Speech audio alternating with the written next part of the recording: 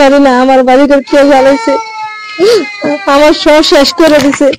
প্রিয় দর্শক শ্রোতা, গতকাল অর্থাৎ মধ্যরাতের শেষের দিকে কিন্তু গভীর রাত 3টা অর্থাৎ 4টার দিকে কিন্তু উত্তর তারাবুনিয়া চেয়ারম্যান বাজার এর পাশেই কিন্তু যে আশ্রয় কেন্দ্র রয়েছে তার পিছনে আসলাম সরকারের বাড়িতে দুর্বৃত্তরা আগুন দেয়।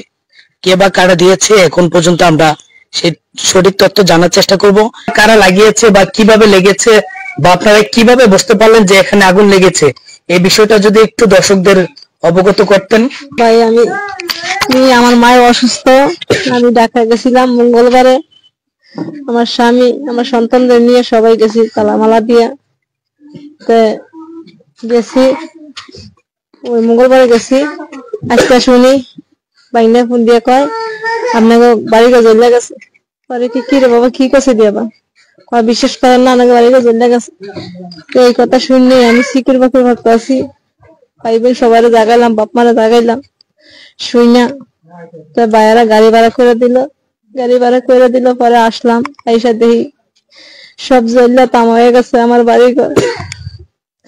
কে জ্বালাইছে, কে কি করছে আমি কইতে পারি না, আমার বাড়ি ঘর কে জ্বালাইছে, আমার সব শেষ করে দিছে। আমরা একটু জানার চেষ্টা করব যে আপনাদের পূর্ব কারোর সাথে কোনো শত্রুতা বা কোনো কিছু ছিল কিনা।